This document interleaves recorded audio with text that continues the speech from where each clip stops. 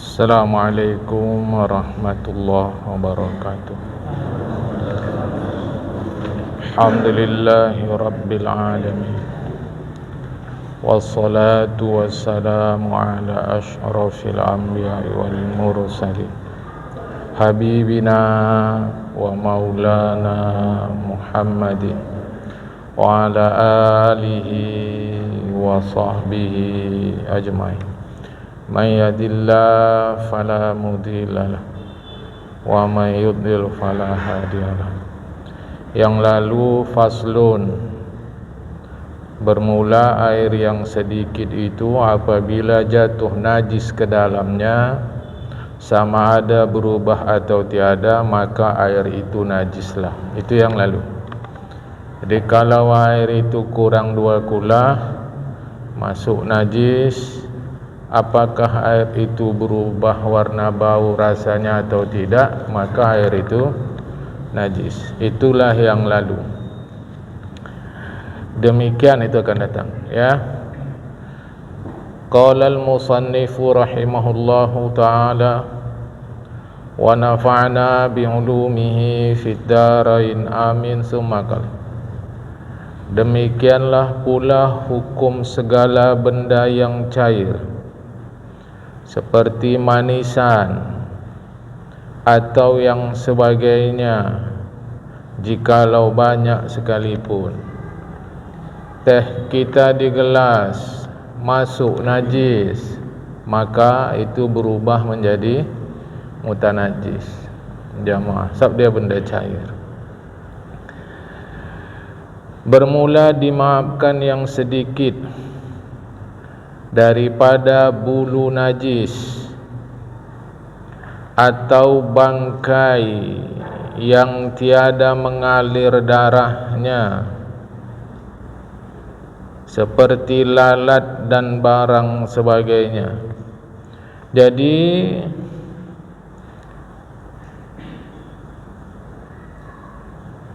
seluruh bahagian tubuh hewan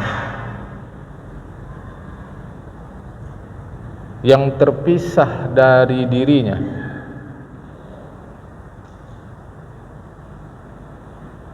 jadi seluruh bahagian tubuh hewan yang terpisah dari dirinya, hidup apalagi dia mati, hewan itu disembelih atau tidak? Jamaah, itu menjadi ketentuan menentukan nanti dia najis atau tidak. Jadi hewan ni, jadi bahagian tubuh hewan terpisah dari tubuh si hewan, dan hewan itu hewan yang dimakan atau tak dimakan. Jadi bahagian tubuh hewan terpisah dari tubuh hewan. Hewan itu hewan dimakan atau tidak dimakan. Pada saat dia masih hidup, maka yang terpisah itu hukumnya najis. Ya. Yang terpisah dari tubuh hewan, hewan itu dimakan atau tidak dimakan. Terpisah waktu masih hidup, maka yang terpisah itu najis. Lain hal kalau dia mati dengan disembelih, itu lain hal. Contoh,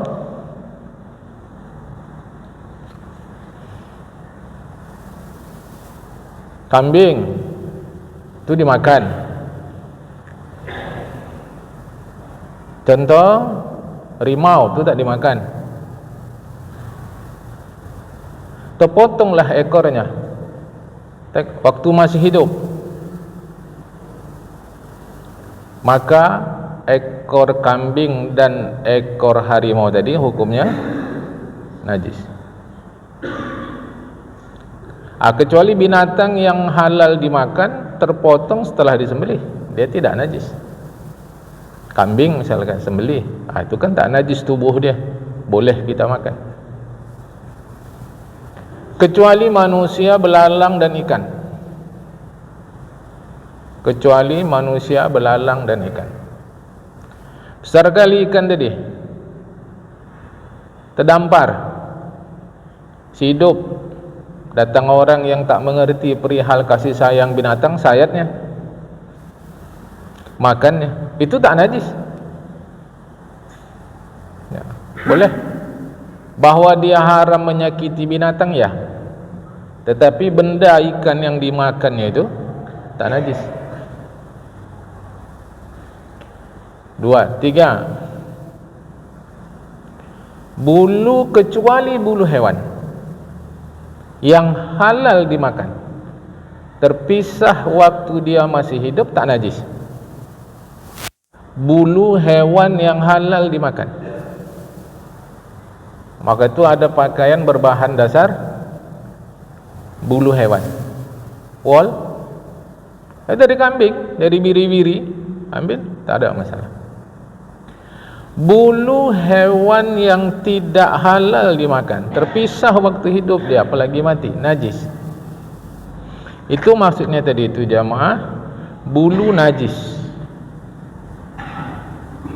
Termasuk kita kena bulu kucing. Itu bulu kucing najis, tak usah dibawa sembahyang. Hanya karena kucing itu binatang yang hidup bersama kita, sedikitnya dimaafkan. Namun prinsipnya bulu kucing adalah najis. Perlu basuh-basuh? Tak perlu. Kalau tak sembahyang ada kena bulu kucing pakaian, dimaafkan. Jadi maka sebelum tadi bermula dimaafkan yang sedikit daripada bulu najis, ya, atau bangkai yang tiada mengalir darahnya, seperti lalat dan barang sebagainya. Jemaah, jadi kalau ada mati binatang, coro kalau cara kita, itu masuklah binatang yang tidak mengalir darahnya. Nampak kita di bak yang kurang dari 2 kulah, bukan kita yang masukkan, itu najis tuh. Coro tadi itu najis. Bak kita kurang dari 2 kulah. Cecak tadi najis tu, bangkai dia, bangkai cecak najis di dalam bak kita. Tapi bukan kita yang masukkan, bukan kita yang masukkan, ada dia di situ. Maka air itu dimaafkan, selama tidak berubah warna, bau dan rasa. Bukan di pakaian. Pakaian kita ada seekor lalat mati, tahu, kunci kalimat saya, tahu kita ada seekor di kantong, tak kita buang, bawa sembahyang, tak sah sembahyang, tak sah sembahyang. Aturan tadi ke air saja, kecuali tak tahu atau sulit menjaganya. Satu-satu masa ada binatang yang suka datang ke lampu-lampu, apa nama itu? Apa? Orang Jawa sebut laron, lampu-lampu. Satu masa ada satu tempat ramai kali binatang tu, banyak kali, sayapnya pun kemana-mana. Awak sembahyang pun susah, najis tu, tak sah sembahyang, tak sah. Tapi karena sulit menjaganya, maka dimaafkan. Jadi tu sesibuk membersihkan dalam kaitannya dengan kenajisan, tapi dalam kaitan dengan kebersihan, ya kita bersihkan tetap, jemaah. Ini hati-hati. Kajinya kan ini binatang yang tak mengalir darah dimaafkan, itu ke air, bukan ke kita untuk sembahyang. Setelah sembahyang nampak kita coro mati di kantong, nampaknya dah solat, ulang solatnya, ulang solatnya. Nampak coro, dimaafkan nih, salah. Itu dimaafkan tu ke air, sembahyang tak dimaafkan. Tetapi jangan gara-gara ini asal mau sembahyang sibuk periksa, asal mau sembahyang sibuk periksa. Padahal pada adatnya tak ada jalan nampak-nampak coro bakal di situ. Ini maka nanti masuk kepada was. Ini mau hati-hati. Ya. Atau najis yang sini-sini, yang halus-halus. Apa maksud sini-sini? Yang tiada kelihatan oleh mata. Itu maksudnya. Yang halus. Seperti percik kemih. Jadi kalau kita buang air kecil itu, walaupun kita jongkok pelan, itu kalau disorot dengan sinar X, perciknya banyak itu. Tapi kan agama tidak menyusahkan sampai sebegitu. Kita pikir udara yang kita isap di masjid ini bersih. Yalah, nampak kita bersih. Tapi coba nanti disorot oleh matahari. Biasanya kalau dari tempat atas yang berlubang disorot matahari, nampaklah udara itu yang kita hirup penuh dengan debu. Tapi itu kan enggak dituntut oleh agama, di luar dari kuasa kita. Namun jangan gara-gara ini nanti berkemih sembarangan. Salah. Buang air suka-suka hati gini, enggak bisa. Kita jaga betul-betul. Nanti yang halus-halus tak nampak, itu dimaafkan. So ada hadis Rasulullah, ini dua-dua sedang siksa di dalam kubur, satu sebab kemih, satu sebab mengadu orang, melaga orang, kata Rasulullah. Makanya berkemih ini hati-hati. Jadi yang halus-halus yang tak nampak dimaafkan. Kadang ada percik-percik tak terasa sama kita, percik dingin air tadi itu dimaafkan, saking halusnya. Dan najis yang pada kaki lalat. Lalat tu tak pernah datang tempat minyak wangi itu. Ini minyak wangi, satu cangkir kita buat, satu gelas, satu toples kita buat minyak wangi tadi, paling wangi. Sebelah bangkai. Kemana lalat pergi? Bangkai. Karena memang itu dia Allah ciptakan tu begitu-gitu. Adalah najis di kaki lalat, kena ke baju kita, tak apa, dimaafkan. Kecuali bendanya nampak. Setelah dia nampak kita tu, pandai pula kita menengok lalat yang satu ni, dia ada di najis orang, kotoran orang. Nampak kita terbang, kuikuti dia kemana terbang pak. Top, hinggap ke badan, ke pakaian, nampak kotor najis tadi, itu tidak dimaafkan. Ini kan tak nampak, itu dimaafkan. Pada dubur unggas, kapan ayam tu istinja? Kapan kucing tu istinja? Maka itu dimaafkan. Saya pernah dapat pertanyaan macam gitu. Jadi macam mana kalau kucing ada di sejadah kita, sah tidak sembahyang? Sah, aku bilang. Selama tak nampak jelas kotoran di dubur dia. Ya tapi kan dia buang air besar segala macam. Ya aku bilang balik, kapan pula kucing diwajibkan istinja? Kalau istinjakan kucing tu, maka kucing tu ada di sejadah kita, sembahyang sah. Selama tidak jelas-jelas nampak kotoran di dubur si kucing. Dan lebu jalan raya. Lebu ni debu. Kita jalan kemari tadi ni, banyak debu tu. Itu dimaafkan. Masyaqqah. Ya.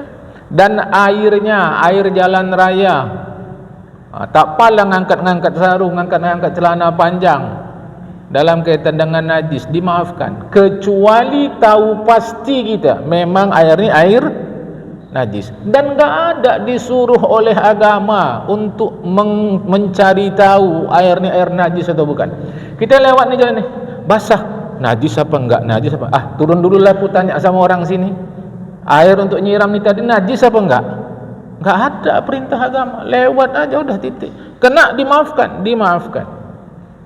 Kecuali tahu pasti kita air itu air najis. Sebegitu mudah hukum agama, jamaah. Bahawa kita naikkan sarung, naikkan celana supaya tak basah, itu pribadi kita lah. Dan sisa kucing yang sudah memakan najis. Kucing ni lainlah kalau kucing rumahan ya. Kalau kucing rumahan, kucing yang liar-liar itu, apa-apa dimakan dia jemaah, termasuk najis-najis.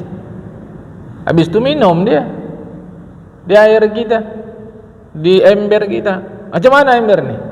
Suci. Selama tidak jelas-jelas nampak najis. Mana pula kita bisa bilang sama kucing tadi, kau jangan makan najis, jangan makan bangkai, jangan, mana bisa jemaah? Itu dimaafkan ya. Mudah kali agama ni. Maka gaiblah ia kucing beberapa lama ketika. Artinya setelah dia makan najis dia pun pergi. Pada bicara akal, menurut akal, dah lama jauh lah dia.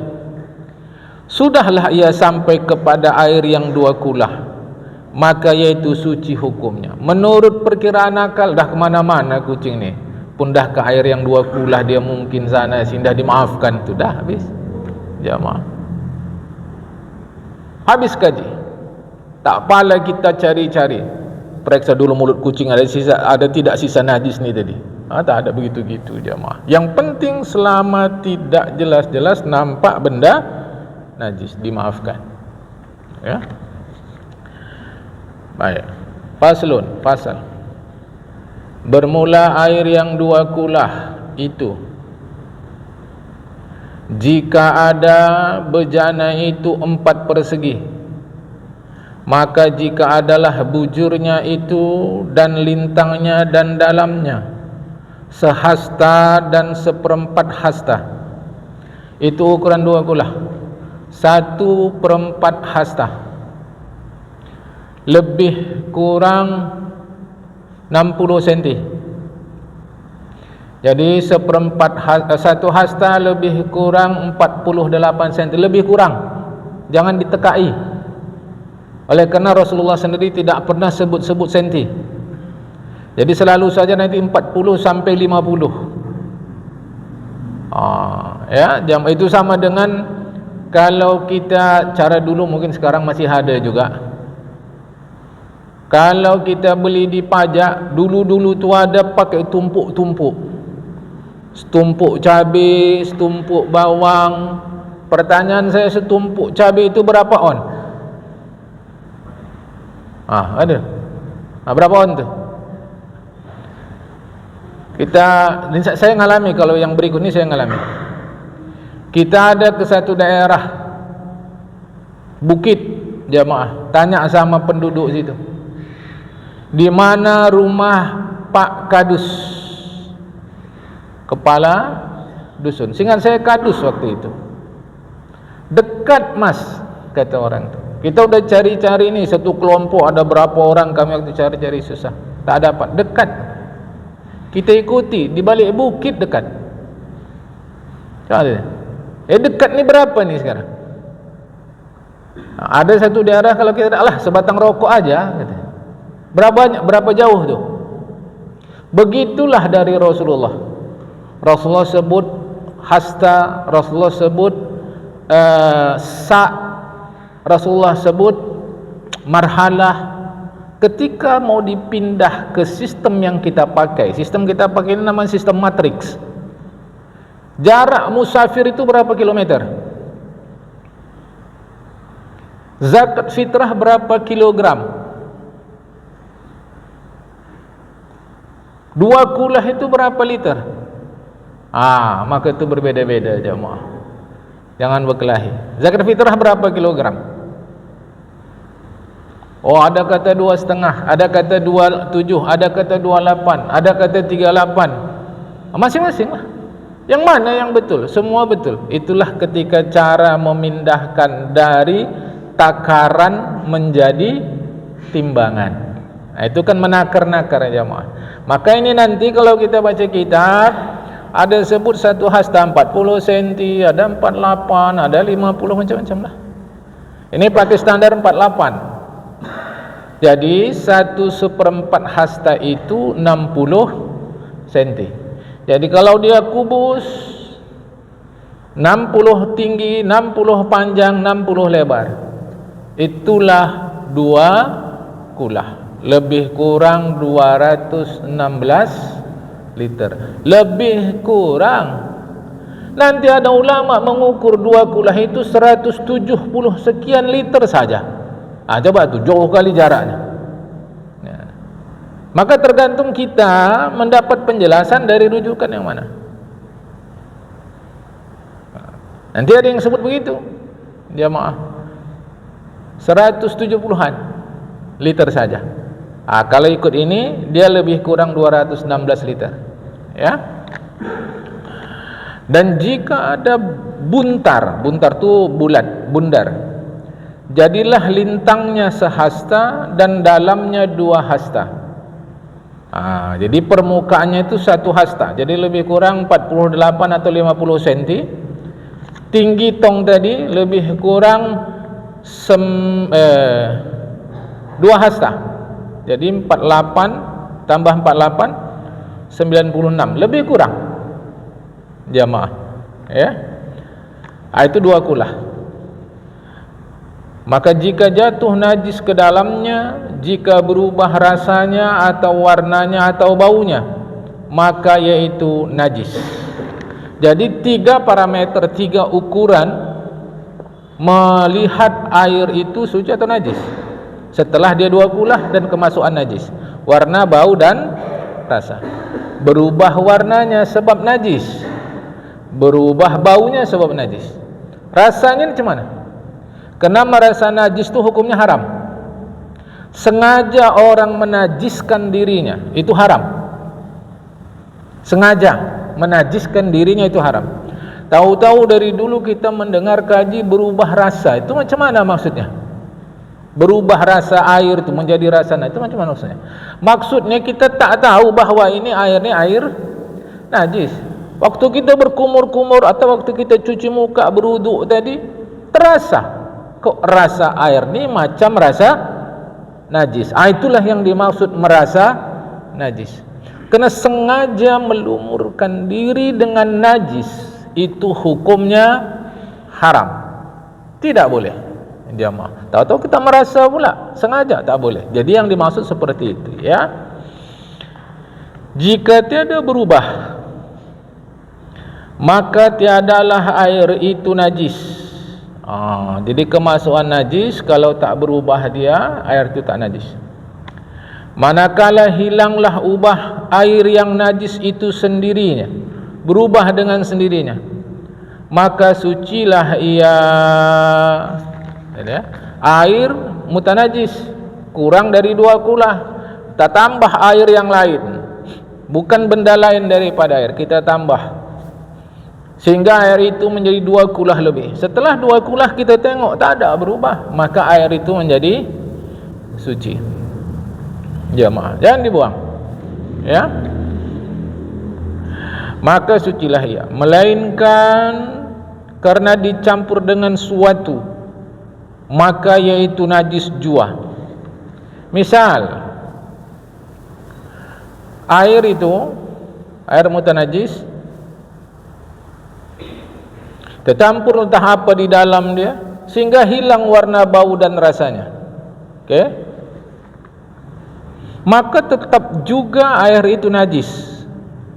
Perhatikan alasan. Ini nanti kalau kita mengaji usul fikih namanya ilat. Perhatikan alasan. Karena disyakkan di dalamnya, diragukan di dalamnya masih ada najis. Jadi ini nanti namanya ihtiyat, berhati-hati. Tetapi sekarang teknologi maju sekali. Air sehitam-hitamnya air itu waktu tsunami kemarin, tsunami 2024, itu datang bantuan dari Jepang. Air itu betul-betul hitam, tapi oleh teknologi dari mereka, air hitam itu seketika bisa berubah menjadi air sebening-beningnya, langsung bisa minum. Itu jemaah. Maka kalau begitu ceritanya, air itu kembali menjadi suci. Langsung bisa minum di tempat. Bersih sebersih-bersihnya, bening sebening-beningnya. Ini harap difahamkan. Tunggu. Macam mana? Mau ke masjid? Gerimis. Betul. Dimaafkan. Karena tadi asal mulanya, ingat kaji tadi, lebu jalan raya. Ada dia. Itu dimaafkan. Sama sekali dimaafkan. Bahwa kita risih lain hal lah. Kan mungkin tak basah-basah dia, tak, itu lain hal. Tapi secara hukum fikih itu dimaafkan. Sehingga tak perlu kita menghindar-hindar begitu. Itu dimaafkan. Tak ada masalah sama sekali, insyaallah. Ya. Kalau seandainya nyamuk pukul. Jadi nyamuk tadi di tubuh kita, kita matikan dia. Kita matikan dia kan? Kita matikan dia. Mati dia. Dah. Tak ada darah. Mati dia.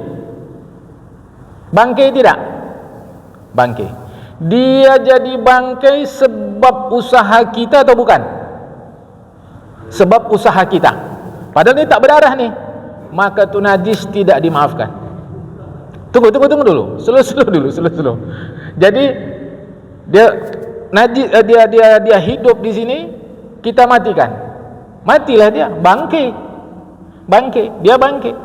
Tapi sebab dia bangkai, menjadi bangkai karena usaha kita, dan dia nempel di sini, maka itu jadi najis yang tidak dimaafkan. Sembahyang batal. Satu. Kedua, berdarah pula, makin jadi dia tidak dimaafkan. Sebab apa? Sengaja kita membangkaikan dia. Jadi dia tak dimaafkan. So kita usaha kita, memang sengaja kita mematikan dia. Ini contoh berikut, bukan pertanyaan kita. Allahu Akbar. Bismillah, Allahu Akbar, alhamdulillah. Nampak darah nyamuk sini, atau bangkai nyamuk sini, bukan kita yang mematikan, dimaafkan. Tak ada masalah, terus sembahyang. Dengan catatan, kalau darah dia masih sikit, tapi kalau dah melebar luas, tidak dimaafkan. Apa beda pertanyaan tadi dari penambahan masalah saya? Pertanyaan tadi sengaja kita matikan. Sedangkan contoh saya itu kita tak tahu tak siapa yang matikan, kita pakai aja begitu, itu dimaafkan. Jadi kita ni sekarang usaha kita mematikan dia atau tidak? Jika ya, tak dimaafkan, najislah dia. Jadi caranya macam mana? Usir nyamuk tadi, usir. Sayang juga awak, darah awak dah sama dia ya, dendamlah awak membunuh nyamuk tadi. Usir nyamuk tadi, usir. Sebentar, ini dulu, faham dah? Faham dulu jamaah kan? Tadi kuncinya usaha kita, situlah kuncinya, mematikan dia. Okey. Ini air sama, sampai 2 bulan. Termasukkan air mutlak menjadi 2 bulan itu suci lagi menyucikan. Air itu mustakmal. Tambah lagi air, jadilah dia 2 kula. Setelah 2 kula tak ada berubah warna, bau apa, rasa segala macam, dia menjadi suci lagi, menyucikan. Sama juga, tambah lagi air sampai 2 kula. Setelah 2 kula ditengok tak ada perubahan warna, bau atau rasa, suci lagi, menyucikan. Masih? Jadi dengan yang kita membangkaikan nyamuk tadi, batal sembahyang kita, Ustaz. Cuma dengan wudu kita, Ustaz. Wudu tak batal. Kita sucikan. Karena ini kita ngaji hukum, saya tak pakai kata cuci, pakai kata sucikan. Kita ini ngaji hukum, jadi bahasanya bahasa hukum lah. Jadi kita bangkaikan najis tadi, kita bangkaikanlah nyamuk tadi, batallah sembahyang. Lantas kita sucikan saja dia. Wuduk tak batal. Wuduk tak ada masalah sama sekali. Yang tak sah adalah sembahyang dia. Maka pergi cepat sucikan dia. Langsung sembahyang, tak ada masalah. Lain?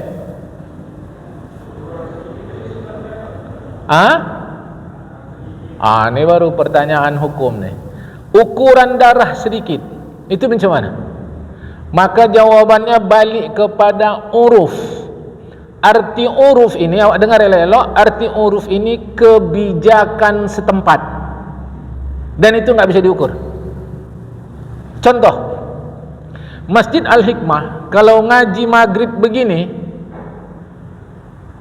20 orang. Misal kata, ngaji di Masjid Al-Hikmah ini ngaji maghrib 20 orang. Kira-kira kalau 20 orang yang mengaji itu sudah banyak atau masih sedikit? Tergantung uruf.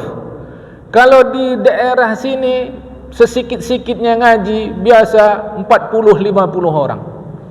Sikit-sikit tu. Kalau 20 sikit kali. Tapi daerah lain pula ada 10 orang je dah ngaji. Dah hebat tu dah. Tahu ni 20 orang. Itu namanya uruf. Jadi saya pun tak bisa jawab ini. Berapa sikit tu? Tak bisa. Pulang kepada uruf. Uruf tu artinya kebijakan masyarakat setempat. Apakah dia sudah banyak atau sikit? Jadi kalau ginilah, ilustrasi saja, jangan dipakai cakap saya jadi ukuran. Ilustrasi saja. Ketika gembunglah nyamuk tadi, tup, kita tekan, berdarahlah dia kan percik itu, sikit percik itu, taklah jauh, dekat jaraknya. Tik, kira-kira itu sudah banyak atau masih sikit? Kita lah, saya tak bisa jawab. Itulah namanya uruf. Dan itu ada kaidahnya memang dalam kita mengaji. Nanti kaidahnya al-'adatu muhakkamatun. Kebijakan lokal dapat dijadikan pertimbangan untuk menetapkan hukum. Makanya itu pulanglah. Jadi saya pun dah jawab tegas. Kalau seandainya itu masih dianggap sikit, tak ada masalah. Tapi kalau sudah dianggap banyak, itu masalah. Itu dia. Okey? Masih? Baik.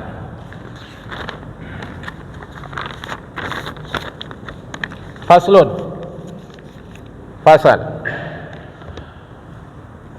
Bermula segala najis itu, yaitu tahi. Itu najis tu. Semuanya najis. Ya.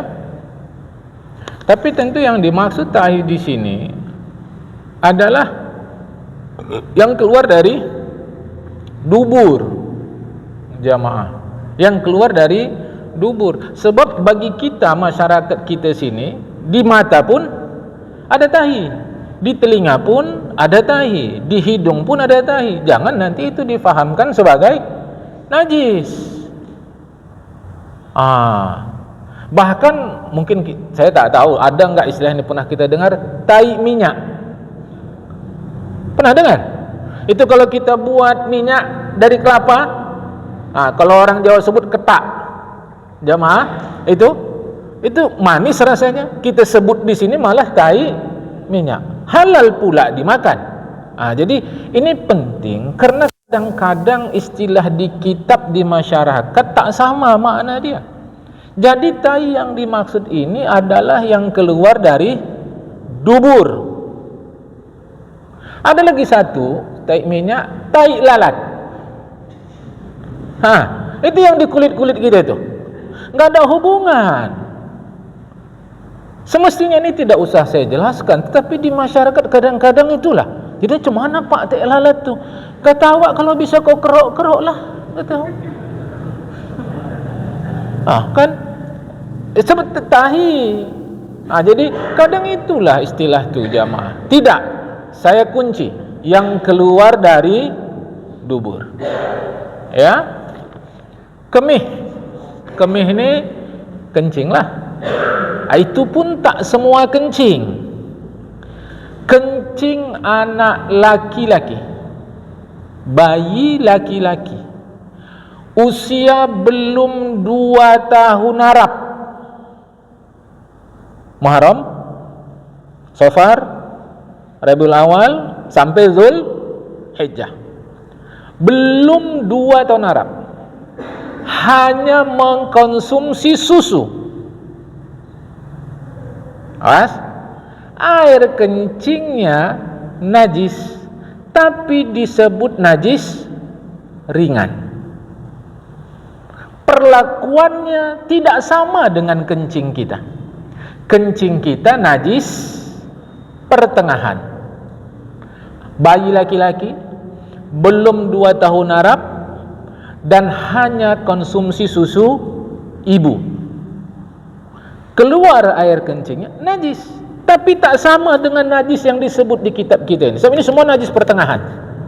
Sehingga cara mensucikannya, bila inilah kena najis si anak laki-laki tadi, kena najis kencing dia, bila masih genang cukup buang, percik-percikkan dia sikit. Percik pun ya usahakanlah jangan sampai menyengat bau kencingnya. Tak bisa juga, tak bisa jamaah. Jadi tak perlu sampai siram, tak perlu. Air awak banyak, siram aja nah rupanya bagus, tak ada masalah. Nah, kerana ini kan agama kita turunnya di Arab sana, masa itu air sangat sulit. Kalau sekarang Arab air melimpah. Arab sekarang air melimpah ruah. Kalau kita di sini pernah yang dari pemerintah mati air, Arab Saudi tak pernah. Laut Merah itu diubah orang tu menjadi air tawar, dan itu ada instalasinya. Jadi instalasi desalinisasi, menghilangkan air garam, menghilangkan garam. Jadi saya enggak percaya. Waktu saya sampai, kawan-kawan saya tengok bebas sekali orang tu nyuci pakai mesin cuci, tapi pakai air waktu bilas tu luar biasa bebas orang tu. Terbukalah fikiran kita bertambah. Beginilah Arab. Listrik luar biasa cukup banyak, enggak macam kita jamaah. Jadi enggak ada istilah mati lampu. Dah, ini cerita dulu nih masa Rasulullah. Jadi kena sulit air, dikenalah ini percik-percik, tak balas siram. Dengan syarat percik-percik tadi sampailah diyakini baunya tak ada lagi. Udah awak gini-gini masih ada bau, dimaafkan. Karena najisnya najis ringan. Kemih ya, muntah, najis pertengahan. Yang dimaksud muntah, ini khilaf antara ulama. Apa yang dimaksud dengan muntah? Satu pendapat kalau sudah lewat tenggorokan, itu muntah. Satu pendapat kalau sudah sampai lambung, keluar, itu disebut muntah. Jadi, apa muntah? Kalau masih di dalam mulut, belum sampai kita telan, itu tak ada masalah. Jamaah, keluar dia tak ada masalah. Ini tidak, dia sudah lewat tenggorokan. Muntahkah kalau keluar? Sebagian ulama kata ya, sebagian ulama katakan tidak, baru disebut muntah kalau sampai lambung. Nah, kita bagaimana? Pulang pada kita, itu nanti namanya mukhaffaf dan musyaddad. Mukhaffaf ringan, musyaddad berat. Kalau kita memakai pendapat asal lewat tenggorokan muntah, maka begitu keluar, ya dia muntah.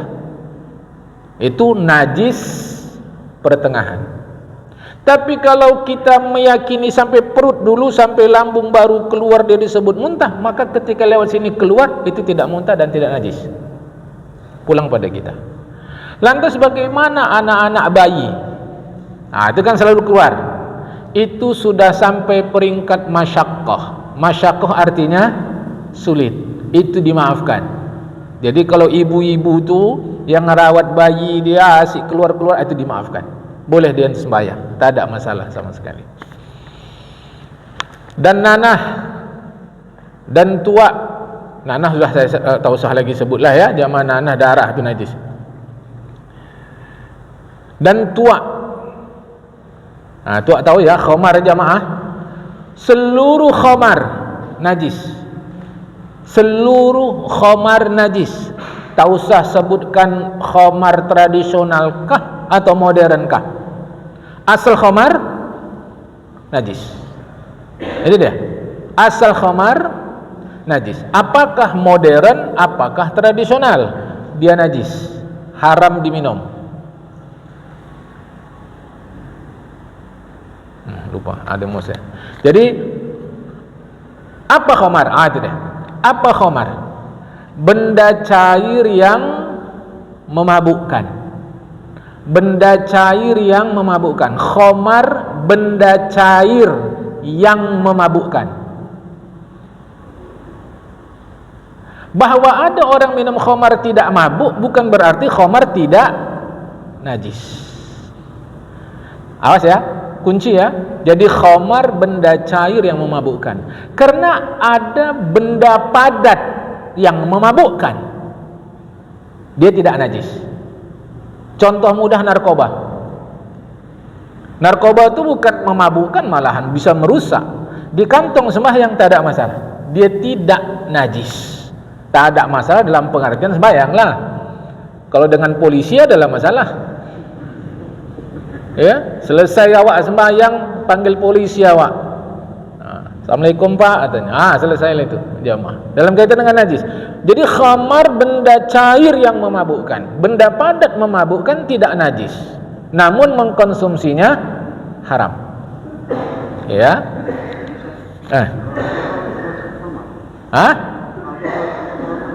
Alkohol termasuk khamar? Bukan. Alkohol bukan khamar. Alkohol, khamar. Udah nelitinya? Enggak, udah nelitinya. Itu. Aku udah nelitinya. Karena itu sekolah aku. Coba aku tahu etanol, butanol, propanol, nonanol. Itu ada 20 derivasi dia. Itu kerja aku. Jadi aku habis praktek kami cuci tangannya pakai alkohol. Kadar 98%. Setiap khamar pasti alkohol di dalamnya. Tapi tidak setiap alkohol khamar. Setiap pepaya pasti buah. Tapi tidak setiap buah pepaya. Tiba-tiba diteliti orang tuh, di dalam tape banyak alkohol, haram makan tape. Kutanya, pernah orang makan tape tenggen? Mabuk tape ini bro? Pernah? Beda. Di durian ada enggak alkohol? Berarti tak boleh makan durian. Padahal itu ada musangking, ada blackthorn yang durinya hitam tuh. Woi, sedap bukan tanggung. Haram lah itu makan.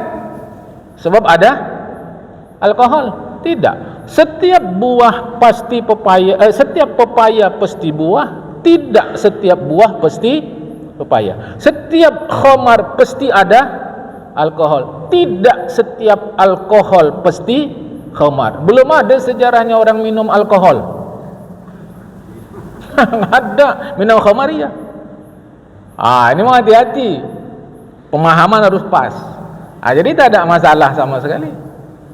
Sama sekali tak ada masalah. Khamar benda cair yang memabukkan. Jadi kami itu setiap habis praktek itu pakai alkohol cucinya 90%.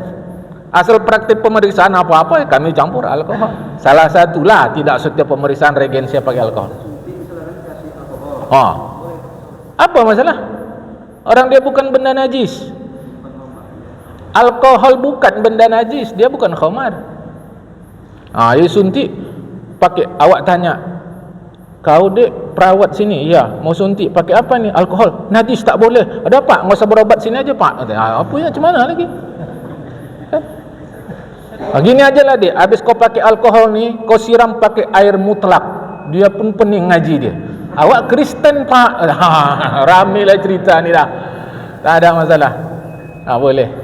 Jadi alkohol bukan khamar, tapi khamar pasti alkohol.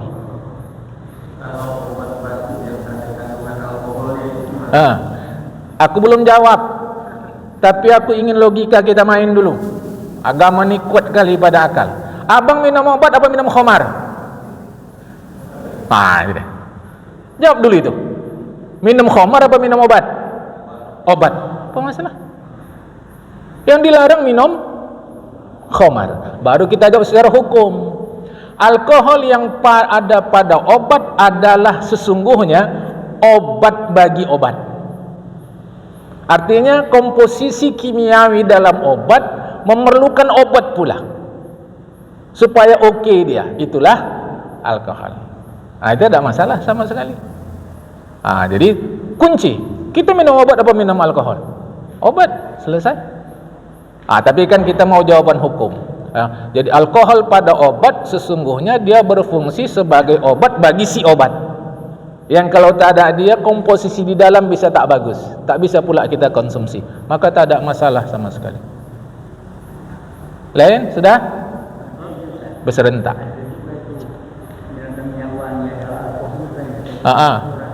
Abang pakai minyak wangi apa pakai khamar?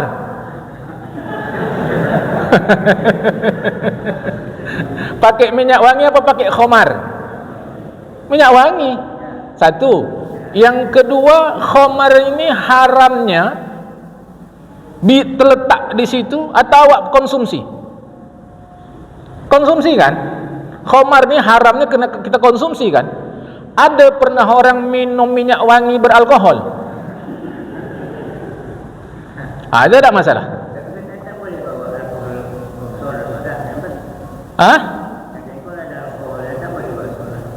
Tak boleh lah kalau punya orang, lepuk orang lawak. Kalau punya awak tak ada masalah, sebab alkohol bukan najis. Itu kuncinya. Boleh, tak ada masalah. Bukan najis. Alkohol bukan najis. Tak apa, tak ada masalah. Iya, boleh. Boleh. Apalagi kalau dia banyak, wanginya sedap dari luar negeri pula. Wah, masuk kantong, sedap. Kalau kita tak mau, kasih aku. Setiap tanaman semuanya halal. Kalau kita makan apa tanaman ganja, haram. Siapa yang bilang tuh setiap tanaman halal? Kita ngaji hukum nih. Kita bukan ngaji tepi jalan. Dari mana didapat aksioma bahwa setiap tanaman adalah halal? Kan. Meskipun itu betul, tapi aku mau tanya tanggung jawab. Aku tidak ingin pengajian malam Kamis kita ni menjadi pengajian kurasa agaknya barangkali kalau tak silap, kalau tak salah. Tak mau aku. Kerana awak mau ngaji kemari pun baca dulu berkali-kali. Kira-kira apa pertanyaan yang akan muncul, awak baca tu jemaah. Kita ingin pengajian ini meningkat ke majlis ilmu. Ya memang seluruh yang Allah ciptakan di muka bumi ini halal, kecuali ada dalil yang mengharamkan dia. Itu memang kaidah. Maka saya tanya dari mana dapat? Awak dengar-dengar aja, dengar-dengar salah lah itu. Memang betul. Semua yang Allah ciptakan halal, kecuali ada dalil yang mengharamkannya. Macam mana ganja? Kalau diteruskan nanti dalam kitab, macam mana cengkeh? Cengkeh itu dalam kadar tinggi pun berbahaya. Sampai ada ulama dari Arab Saudi pun mengharamkan itu. Macam mana belut? Belut itu ikan apa ular? Sebab di Arab Saudi sendiri itu diharamkan itu. Diam katanya ada Imam Syafi'i tak boleh makan ular, itu dimakan ular. Kesudahan oleh ulama kita ditulis kitab belut. Itu kitab berbahasa Arab. Sama saya ada. Itu ditulis ratusan tahun yang lalu oleh ulama kita dari Jawa. Sudah diterjemahkan. Jadi macam mana ganja, macam mana cengkeh dan seterusnya. Pertanyaan saya, sifat ganja, cengkeh dan seterusnya memabukkan atau tidak? Sifat dulu, bukan kadar. Memabukkan tidak? Ternyata itu tidak memabukkan. Sebab itu rempah. Itu rempah. Makanya pakai ganja, tak ada masalah secara hukum. Tapi ini kan nanti aku masukkan ke YouTube, tangkap polisi pula aku. Itu dasar dulu. Sebab bukan sifat benda-benda tadi memabukkan, melainkan kadar. Sama dengan kalau kita makan durian, bukan sifat durian memabukkan, tapi kalau kadarnya tinggi, mau pening kepala kita. Sifat tu nanti dalam kajian usul fikih namanya illat. Okey, jadi tak ada masalah. Namun menimbang aridi namanya. Aridi itu bukan zat, tapi akibat yang ditimbulkan daripada sesuatu namanya aridi, maka pantas dan layak mengkonsumsi ganja diharamkan. Itu aridi. Tapi kalau pandai kita, sehat itu pakai ganja itu. Oh, nanti pakailah mulai besok ni. Aku tak tanggung jawab. Aku tak tanggung jawab. Maaf, tak tanggung jawab. Jadi aridi.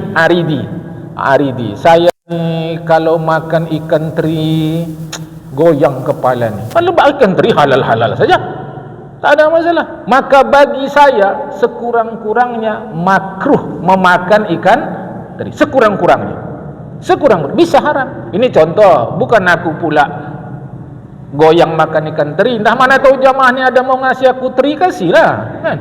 Mana tahu. Jadi tak masalah secara hukum, tapi menimbang aridi masalah. Maka pantas pemerintah mengharamkan itu dan kita setuju. Tapi ada masyarakat tertentu yang mereka biasa mengkonsumsi itu sehat, tak ada sakit, tak ada apa.